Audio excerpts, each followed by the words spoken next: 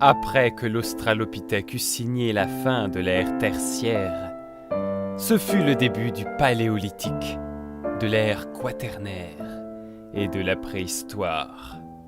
C'est là qu'apparut le premier de nos semblables, connu sous le nom d'Homo habilis, ou l'homme habile, capable de manipuler des objets et de fabriquer des outils répondant à ses besoins. Il passa le galet à l'Homo erectus, ou l'homme dressé. Non pas dressé comme un Pokémon, mais comme quelqu'un qui se tiendrait droit lorsqu'il est debout. L'Homo erectus remplaça le galet par un silex, qu'il tailla selon une symétrie bifaciale. Cueilleur, charognard, mais aussi chasseur, il parvint à domestiquer le feu et à l'utiliser pour faire cuire ses aliments. Arrivé à un tel stade d'évolution, l'on se dit que tout est fini. Mais c'est sans compter l'homme de Néandertal, qui prend le silex à l'Homo erectus et fonde l'industrie moustérienne. Atteint par des préoccupations esthétiques et spirituelles, il est le premier à enterrer les morts et donne naissance aux prémices de l'art. Après un tel niveau de sophistication, l'on pense que c'est terminé, que les progrès de la race humaine sont achevés. Débute alors le Pléistocène supérieur, et avec lui, l'apparition d'un nouveau genre humain, se distinguant notamment par une capacité crânienne supérieure à celle de ses prédécesseurs. Il élabore un langage articulé lui permettant de complexifier ses relations sociales. Son cerveau, dès lors propice à l'abstraction et à l'introspection, le pousse à développer une activité culturelle des plus variées, comprenant notamment de nombreuses connaissances techniques et scientifiques, ainsi que des usages sociétaux.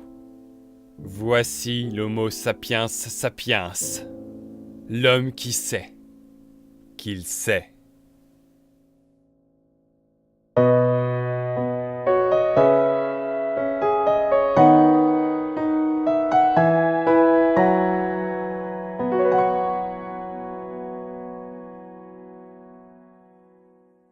Maître, un proverbe chinois, ça ne fait pas très sérieux. Vous savez très bien que ce genre de réflexion est bien plus caractéristique de la pensée de Platon et développé à travers le personnage de Socrate dans ses lumineux écrits. Verba volent, scripta manent. Could you just fuck off for a minute? Peut-être aurez-vous appris quelque chose durant ce discours, et ferez-vous de ces informations votre propre savoir, du moins si vous m'avez cru sur parole. Et ces paroles que je viens de proférer, peut-être les avez-vous bues avidement. Seulement, si ces informations se révélaient erronées, constitueraient-elles encore une part de votre connaissance? La connaissance, c'est le savoir dont nous avons fait acquisition, ce que nous tenons pour vrai, et qui détermine notre comportement vis-à-vis du monde qui nous entoure. Lorsque l'on sait que le feu blesse et endommage notre corps, on évite de placer ce dernier au contact du premier. L'on comprend aisément que cet amas de connaissances que nous avons accumulé durant notre existence peut se révéler fort utile dans le quotidien de tout un chacun. Il est donc important de s'assurer de la qualité de ce que l'on apprend. En effet, notre savoir conserve son rôle potentiellement utilitaire, tant qu'il n'est pas démenti. En d'autres termes, votre connaissance reste de la connaissance tant que vous n'avez pas pris connaissance de son caractère erroné. Vous me suivez? Et alors, que se passe-t-il lorsque vous vous retrouvez confronté à votre erreur? Ce qui est sûr, c'est que votre instruction s'en trouve modifiée, voire même amputée. Tout d'abord, votre connaissance mise en tort est remplacée par une nouvelle information, qui n'est autre que « ce savoir-là est faux ». Mais il est possible d'aller plus loin que ça, et de corriger votre erreur en lui substituant de nouvelles informations dignes de ce nom. Ainsi, quelqu'un croyant qu'un kilo-octet mesure 1000 octets ressortirait plus informé d'une correction de cette idée reçue si une bonne âme lui apprenait qu'il en mesure en réalité 1024. Ce n'est pas le kilo-octet qui mesure 1024 octets, mais le kibi-octet. Cette confusion populaire a pour origine l'usage des préfixes décimaux, en lieu et place des préfixes binaires, inventés en 1998 par... Shut the fuck up. Mais la connaissance occasionne également un fort impact social, et constitue un capital considérable dans le combat social où chacun s'efforce de prendre l'ascendant sur autrui. Peut-être vous a-t-on déjà reproché de vous montrer pédant. Celui qui vous a qualifié de la sorte doit être conscient de ce fait. Le savoir est devenu un outil d'enorgueillissement. Hey, listeners hole, this is for you. Dans l'affrontement des vanités, la connaissance occupe une place prépondérante. Celui qui en sait davantage que son prochain fait figure d'autorité, et la principale préoccupation n'est alors pas de s'assurer de la véracité des informations en notre possession, mais d'en exposer la plus grande quantité à ses pairs, afin de s'en prévaloir. De la même façon, employer des termes peu usités comme je le fais pour construire des phrases qui sortent du registre courant contribue à susciter l'animosité de ceux qui m'écoutent. Probablement parce que cela sous-entend pour eux une volonté qui serait mienne d'étaler mon bagage lexical. Se voir attribuer une certaine qualité intellectuelle implique une estimation hiérarchique de notre personne. Vous connaissez certainement l'expression « se croire supérieur ». Elle est en effet utilisée auprès d'individus partageant leur savoir sans y avoir été invités. Et oui, l'intellect a une putain de valeur sociale. Mais il s'agit d'un amalgame. L'amalgame, dans son sens figuré de procédé de langage, consiste à associer abusivement des personnes, des groupes ou des idées. Oh, thank you, Mr. Wikipedia. L'intelligence encadre la capacité de compréhension ainsi que la mise en relation des informations pour aboutir à la connaissance conceptuelle et rationnelle. User de ces connaissances de façon judicieuse serait donc une preuve d'intelligence.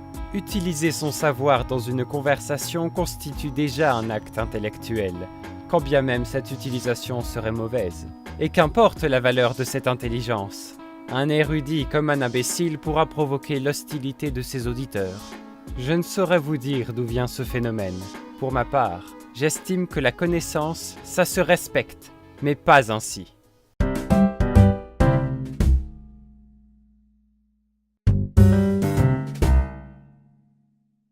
J'ai jadis formulé le vœu de tout connaître sur le monde, afin d'en percer les mystères et de transcender mon statut d'être humain. Ce que j'ai fait, qui sait, j'aurais pu découvrir la nature de l'univers, ainsi que son fonctionnement exact, devenir tout-puissant jusqu'à atteindre un état divin. Vous faites sans doute allusion à l'histoire de ce pauvre Faust, maître. Son insatiable appétit de savoir l'avait poussé à passer en pacte avec le diable, qui ressemblait étrangement à... Your mother. Mais j'ai fini par me rendre compte d'un petit problème. C'est que je n'avais aucun moyen d'être certain de ce que je pouvais apprendre. Beaucoup d'éléments peuvent rendre une information crédible, que ce soit la personne qui la délivre, ou la mise en relation des connaissances que nous possédons déjà. Et si l'on tire sur ce fil de connaissances, pour remonter à ses origines, sur quoi tombera-t-on? Aucun savoir ne commence par un absolu. Ou si c'est le cas, c'est que quelqu'un a défini cet absolu comme tel, pour initier une instruction. Mais cela reste une information susceptible d'être démentie. Dans l'optique de se rapprocher toujours plus d'une forme de vérité, il est nécessaire de se montrer humble et de rester conscient que l'on ne dispose pas de la vérité. Bien entendu, je ne vous invite pas à rejeter toute information et à ne croire en rien, tout simplement parce qu'une telle position serait stérile. Une problématique naît alors. Comment se fier au savoir qui nous est proposé ? Nous avons besoin d'un minimum de connaissances pour ne pas nous trouver démunis dans notre monde. Une hiérarchisation du savoir doit donc s'opérer pour chacun. En organisant les informations selon leur caractère plausible, il est possible de se construire un bagage culturel peut-être plus pertinent qu'en se contentant de croire tout ce que l'on lit ou écoute. Comment juger de la vraisemblance d'une information ? Personnellement, je me fie beaucoup à l'empirisme, mais vous pouvez tout aussi bien trouver vos sources chez des personnes réfléchies en qui vous avez pleinement confiance. Je vous conseille surtout de recouper les informations lorsque vous en avez l'occasion, et de confronter les contradictions auprès d'autres individus. N'hésitez pas à confronter également cette papillote auprès d'autres personnes, ni à réfléchir et débattre dessus, car c'est ce qui en fait tout le sel. C'est d'ailleurs ici qu'elle se termine, mais le sujet n'est pas clos pour autant, et je demeure susceptible d'en parler encore et autant de fois qu'il le faudra, mais toujours différemment. Sur ce, cher public, vivez votre évolution de façon agréable. Et n'oubliez pas que je peux moi aussi me tromper. Et même vous tromper.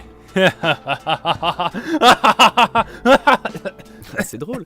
Ce rire diabolique me fait penser à la théorie que développe Baudelaire dans son 3e chapitre de son essai de l'essence du rire, où il souligne le caractère nécessairement démoniaque de... Your bullshitness. Je ne connais aucune des choses qui sont sur la lune. Et moi, Monsieur Zibou, je suis un ours curieux de tout, de tout, de tout, de tout. Tout. C'est bien simple, il faut que tu mettes ton petit œil à cette lorgnette. C'est le moyen de tout voir, tout connaître et tout savoir. Dans un monde où beaucoup d'énigmes demeurent à élucider et où notre savoir individuel reste limité, ne nous fermons aucune porte et ouvrons nos réflexions à de nouvelles éventualités. Ne considérons rien comme acquis et sachons garder un regard critique sur ce qui nous paraît évident. Le chemin vers la connaissance est certes long, mais la voie est libre.